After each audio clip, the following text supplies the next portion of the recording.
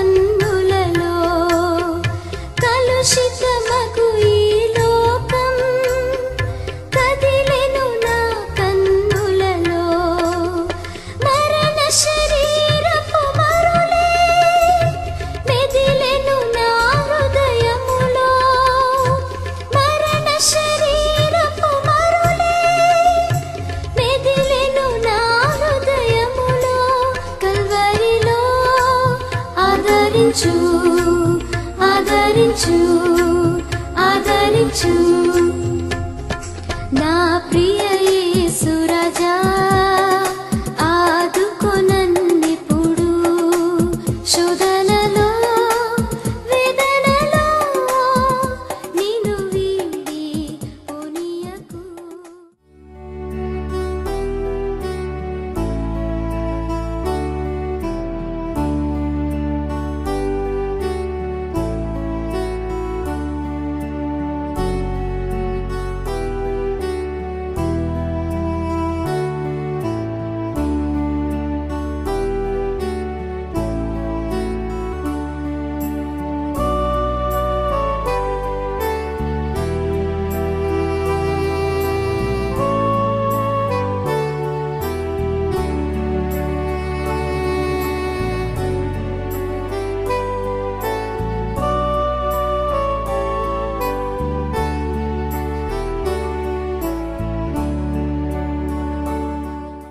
ప్రియులారా, మన ప్రభువైన యేసుక్రీస్తు నామమున మీ అందరికీ శుభములు, వందనాలు తెలియపరచుకుంటున్నాను. ఈ యొక్క ఉదయకాల సమయంలో మీ అందరినీ మరోసారి ప్రేమపూర్వకంగా ఇటు ధారావాహిక కార్యక్రమంలో మేమును ఆహ్వానిస్తున్నాను. చిన్న ప్రార్థన చేద్దాము. ప్రభువా, జీవం గల తండ్రి, గొప్ప దేవ, మీ పరిశుద్ధ ఘనమైన నామానికి వందనాలు స్తుతులు. ఈ యొక్క ఉదయకాల సమయంలో మాకు ఇచ్చినటువంటి ఇంకొక శ్రేష్టమైన దినం బట్టి మీకు వందనాలు స్తుతులు తెలియపరచుకుంటున్నాం. నాన్న, మరోసారి మీ యొక్క నోటి మాటలు, మా యొక్క హృదయ ధ్యానములు మీ యొక్క దృష్టికి అంగీకారంలో అయ్యేటువంటి కృపను దయచేయండి. మరోసారి మీరే నా ద్వారా మాట్లాడి మీరే మహిమ గల ప్రభావాలు పొందుకోండి యేసు నామములో, ఆమేన్. ప్రియులారా, మరోసారి యేసుక్రీస్తు నామములో మీ అందరికీ శుభములు, దీవెనలు. మరి ఈ యొక్క ఉదయకాల సమయంలో మరి నేను తీసుకున్నటువంటి అంశము సృష్టి యొక్క పతన స్థితి. సృష్టి యొక్క పతన స్థితి. ప్రియులారా, ఈ యొక్క సృష్టి యొక్క పతన స్థితి లేదా the fallenness of creation, the fallenness of creation. మరి దేవుని యొక్క వాక్యం చదువుకుందాం ప్రియులారా. 8వ సంకీర్తన 6, 7, 8 వచనాలు చదువుకుందాము.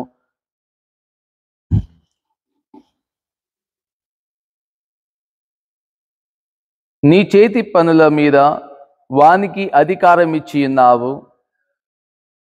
గొర్రెలన్నిటినీ, ఎడ్లనన్నిటినీ, అడవి మృగములను, ఆకాశ పక్షులను, సముద్ర మత్స్యములను, సముద్ర మార్గములలో సంచరించు వాటినన్నిటినీ వాని వాని పాదముల క్రింద నీవు ఉంచి ఉన్నావు.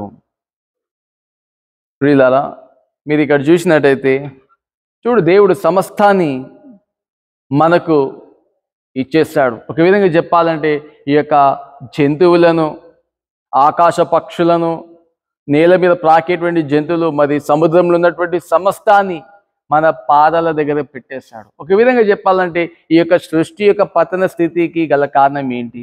మరి దేవుడు నీకు నాకు ఒక విధంగా చెప్పాలంటే ఇక్కడ అధికారాన్ని ఇచ్చేసాడు. సమస్తాన్ని, ఈ యొక్క సృష్టిని మన పాదాల దగ్గర పెట్టేసాడు అనేటువంటి విషయాన్ని మనం చూస్తాము. ఎంత పెద్ద మాట కదా. మీరు చూడండి, ఈ యొక్క ఆది కాండము మొదటి 2 అధ్యాయాలలో మనం చూస్తే, దేవుడు he gave a dominion to subdue the earth. He gave you and me the authority. ప్రియులారా, మీరు ఈ యొక్క డొమినియన్ అనేటువంటి ఒక మాట మనం హీబ్రూలో చూస్తే రాధా, ఈ ఈ దీనికి గల అర్థం ఏంటి అంటే to take care but not to exploit it. It's not that God has given you and me licence to exploit it. ఖరాబ్ చేయడానికి కాదు ప్రియులారా, దుర్వినియోగం చేయడానికి కాదు. మరి నీకు నాకు ఒక బాధ్యతనిచ్చాడు. He gave a responsibility. దానిని కాపాడేటువంటి బాధ్యతను, ఒక స్టివర్షిప్, ఒక గృహ నిర్వాహకుని పని చేయటానికి, ఒక custodian to take care of the things, responsibility ఇచ్చాడు. చూడండి, మీరు ఆదికాండం మొదటి అధ్యాయంలో మనం చూస్తే మరి సృష్టి యావత్తు, ఈ యొక్క వెలుగు, మరి యొక్క నేల, ఆకాశము, పక్షులను, నీళ్ళనన్నీ చేసినాక చివరికి మనలను చేశాడు. ఎందుకు అంటే వీటిని పరిరక్షించడానికి, పర్యవేక్షించటానికి, చూచుటకు, కాయుటకు. అందుకొరకే యేసు ప్రభువారు మరి వీటిని ఏలుడి అంటే take care of these things అని దీని యొక్క అర్థం. అయితే ఈ యొక్క పతన స్థితికి గల కారణం ఏంటి? మనిషిని యొక్క స్వార్థం, వారి యొక్క పాపపు ఆలోచన. ఒక విధంగా చెప్పాలంటే అన్ని నాకే కావాలి, నాకే తృప్తి లేనటువంటి జీవితంగా మనం చూస్తున్నాం మానవుల యొక్క జీవితం. మీరు చూడండి, ఆది కాండము 6వ అధ్యాయంలో మీరు చూస్తే ఈ యొక్క సృష్టి యొక్క పతనము అవడానికి గల కారణం ఏంటి? మరి దేవుడు మరి సమస్త ఆ యొక్క పాపాన్ని చూచి సంతాపపడి హృదయంలో నొచ్చుకున్నాడు. ఎందుకు? మనిషిని యొక్క పనులు ఎప్పుడు అవినీతి, పాపపు పనులే. మరి వారి యొక్క హృదయం ఎప్పుడు చెడుతనం నిండుకొని ఉన్నది అనేటువంటి విషయాలు మనం చూస్తాం. చూడండి, ఆది కాండంలోనే అంటే మొత్తం ఈ యొక్క భూమి అంతా జలపాతం, అంటే God has judged with the waters. మరి ఇప్పుడు దేని ద్వారా జడ్జింగ్ చేయబోతున్నాడు దేవుడు అంటే ఈ యొక్క అగ్ని గంధకాలతో. పేతురు రాసిన 2వ పత్రిక 3వ అధ్యాయంలో మనం చూస్తాం కదా, the whole world is going to be destroyed by fire, the rain fire. మరి అటు ఫైర్ మనం చూస్తాం. ఈ యొక్క సదొమ గుమ్మరులో మరి ఏ విధంగా పడి ఉంటున్నదో. నిజమే ప్రియులారా, ఈ యొక్క సృష్టి యొక్క పతనానికి గల కారణం ఏంటంటే మనిషి చేసేటువంటి పాపమే. మనం చూసి ఆది కాండంలో 3వ అధ్యాయంలో ఈ యొక్క ఆదాము చేసినటువంటి యొక్క తప్పిదనం బట్టి curse is due because of Adam. ఏది? నేల శపింపబడ్డది ఆదాము ఈ యొక్క ఆజ్ఞ అతిక్రమించినందుకు. దేవునికి వ్యతిరేకంగా చేయటమే ఈ యొక్క పాపం, లేదా నేల కూడా శపింపబడింది ప్రియులారా. మరి మనము దేవుని యొక్క ఆజ్ఞలను ఎంతవరకు మనము విధేయత కలిగి ఉంటున్నాం ప్రియులారా అనేది మనము ప్రశ్నించుకోవాలి. మరి దేవుడు ఈ యొక్క 8వ సంకీర్తన సమస్తాన్ని మనకి ఇచ్చాడు, కానీ మనం దానిని దుర్వినియోగం చేయటము మరి మనం చూస్తూనే ఉన్నాం. ఈ యొక్క ఓజోన్ లేయర్ మరి సమ్ 30 to 40, 50 కిలోమీటర్స్ మీద ఉంటుంది కదా. ఆ యొక్క ఓజోన్ లేయర్కి మొత్తం రంధ్రాలు రావడం, మరి దాని ద్వారా ఈ యొక్క అల్ట్రా వైలెట్ రేస్ మనుషుల మీద పడటము, స్కిన్ డిజీజెస్, స్కిన్ క్యాన్సర్స్, మరి గుడితనం రావటం, ఇవి మనం చూస్తాం. అంత మాత్రమేగా ప్రకృతి యొక్క వైపరీత్యాలు, ఈ యొక్క మనం చూస్తే గ్లోబల్ వార్మింగ్. బికాజ్ ఎందుకు ఈ గ్లోబల్ వార్మింగ్ అంటే మనుషులు వాడేటువంటి యొక్క ఫ్యూయల్ కానీ, బొగ్గు కానీ, లేదా ఈ యొక్క నీటి వసతి, అండర్ వాటర్, మరి ఇవన్నీ న్యాచురల్ రిసోర్సెస్, సహజ వనరులు అయిపోవటం. ఎందుకంటే మనిషికి తృప్తి అనేది లేదు, ఇంకా కావాలా. ఈ యొక్క న్యాచురల్ రిసోర్సెస్ ఇవన్నీ ఖతమైపోతున్నాయి. మరి వచ్చే జనరేషన్కి మనం ఇయ్యనటువంటి వారంగా ఉంటున్నామా? మరి మానవులు ఏ విధంగా అయిపోతున్నారు అనేటువంటి విధంగా మనం చూస్తే WWF the world wide fund వీరు ఇచ్చినటువంటి వార్తలు ఏంటంటే there is a threat for the planet earth. ఒక అపాయం ఉందంట ఈ యొక్క భూమికి. ఎందుకు? ఈ యొక్క న్యాచురల్ రిసోర్సెస్, సహజ వనరులు ఈ విధంగా అయిపోతే ఈ యొక్క సృష్టి యొక్క పతనానికి గల కారణం. మరి మనం చూస్తాం కదా ఈ యొక్క ప్రకృతి యొక్క వైపరీత్యాలు, మరి ముఖ్యంగా జనవరి 2025లో పోయిన నెలనే కదా ఈ యొక్క వైల్డ్ ఫైర్ ఏ విధంగా భయంకరంగా ఆ యొక్క పట్టణంలో ఆ యొక్క ఇల్లు ఏ విధంగా ఆ వీడియో మనం చూసి ఉంటాము. చూడండి ఏ విధంగా మనం చూస్తున్నాం. ఈ యొక్క నీళ్ళు అయిపోవడం, ఇష్టం వచ్చినట్టు వాడకం, ఇవన్నీ ఈ యొక్క సృష్టి యొక్క పతనంకి గల కారణం. కోల్, బొగ్గు, మరి ఉన్న వాటిలో లిమిట్లో మరి ఇంకా ఎక్కువగా వాడటం, మరి యొక్క న్యాచురల్ రిసోర్సెస్ అయిపోవటం. అంటే దేవుడు సమస్తాన్ని మానవులకి ఇచ్చాడు. మరి దాన్ని ఏ విధంగా మనం సద్వినియోగం చేసుకుంటున్నాము లేదా దుర్వినియోగం చేసుకుంటున్నామా? మరి దీనికి పరిహాసం ఏంటి? What is the remedy for the betterment of creation? మరి మనం చూస్తాం కదా 3వ శతాబ్దంలో ఉన్నటువంటి అశోక చక్రవర్తి, మరి ఆయన ఏ విధంగా చెట్లను నాటించాడు. మరి త్రోవలో వెళ్ళేటువంటి వారికి ఎండ దెబ్బ తగలకుండా మరి ప్రతి చోట మీ యొక్క గొప్ప గొప్ప పెద్ద పెద్ద మెడిసినల్ ట్రీస్, రావి చెట్టు, వేప చెట్టు, మరి ఈ యొక్క మంచి మంచి చెట్లను నాటించాడు. మరి ఆ టైం నుంచి మనం చూస్తే మరి ఆయన ఇంతగానో ప్రభావితులు అవటం మనం చూస్తాం. మన స్కూల్ డేస్లో సోషల్ స్టడీస్లో చదివి విన్నాము కదా. ఈ యొక్క అశోక చక్రవర్తి చెట్లకు నాటడంలో ఈ వాజ్ వెరీ పేరు ప్రఖ్యాతి పొందినటువంటి వాడు. మరి మనమును ఈ యొక్క సృష్టి పట్ల ఈ యొక్క బాధ్యత కలిగి ఉండాలి. అంటే చెట్లను నాటే వారంగా ఉండాలి. రెండవది, మనము మన పొరుగువారితో ఒక ప్రేమ, ఆప్యాయత కలిగి ఉండడం అనేది కూడా చాలా ఇంపార్టెంట్. ఎందుకంటే మన మనుషులను ఎవరిని తృణీకరించడానికి వీలు లేదు. ఎందుకంటే మనము దేవుని యొక్క స్వభావంలో, ఆయన యొక్క రూపంలో చేయబడ్డాం కాబట్టి ఎవరిని కూడా తృణీకరించడానికి వీలు లేదు. కాబట్టి మనుషులను ప్రేమించే వారంగా ఉండాలి. కోపాలు అవి ఉంటాయి, అయినప్పటికీ క్షమించుకోవాలా, ఒకటైపోవాలా. అది క్రీస్తు వల్లే కదా. కోపపడుడి కానీ పాపం చేయకండి. సూర్యుడు అస్తమించక మునిపి నీ కోపము నీ పొరుగువాని నుంచి వెళ్ళిపోవాలి. మరి నీ కోపం ఎటువంటి ద్వేషం ఉంటే నీవు కానుక వేయడానికి వీలు లేదు. మొదట నువ్వు ఆ కానుక పక్క పెట్టి నీ పొరుగువాని దగ్గర వెళ్ళి సమాధానం పడి అప్పుడు నీ కానుకవి, అప్పుడు నీ కానుక అర్పించబడును ప్రియులారా. ఇవన్నీ వాక్యం చెప్తాయి. అయినప్పటికీ మనం కొన్ని సందర్భాలలో తప్పిదములు చేస్తూనే ఉంటాం. కాబట్టి ప్రియులారా, ఈ యొక్క సృష్టి యొక్క పతనానికి గల కారణం ఏంటి? మన యొక్క అవినీతి లేదా మన యొక్క పాపపు ఆలోచనలు, స్వార్థం, ఇవన్నీ.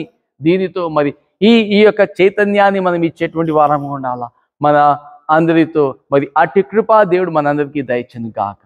ఆమేన్.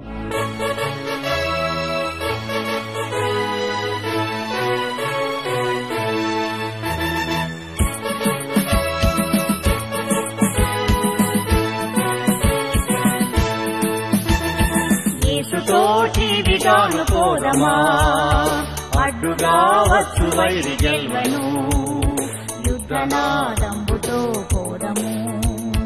యేసుతోటివిగాను పోదమా, అడ్డుగా వచ్చు వైరి గెల్వను, యుద్ధనాదంబుతో పోదము.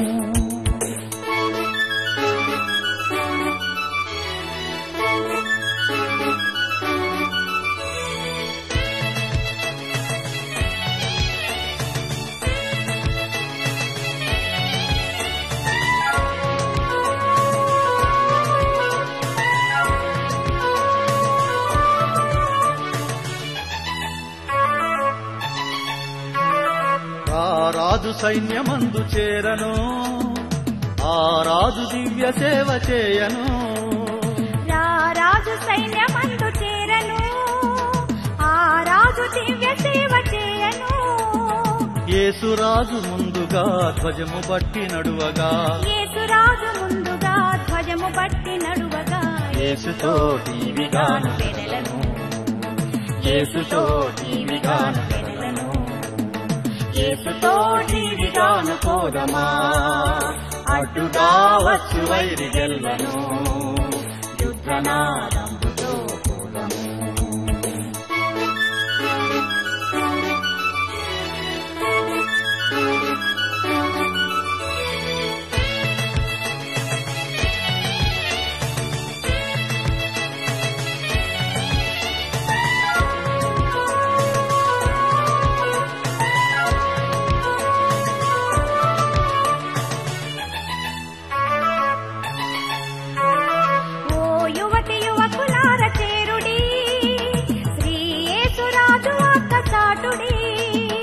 ఓ యువతి యువకులార చేరుడి, శ్రీ యేసురాజు వార్త చాటుడి. లోకమంత ఏకమై యేసునాథు గొల్వను, లోకమంత ఏకమై యేసునాథు గొల్వను. సాధనం ఎవరు నీవే నేనేగా, సాధనం ఎవరు నీవే నేనేగా. యేసుతోటి విగాను పోదమా, అడ్డుగా వచ్చు వైరి గెల్వను.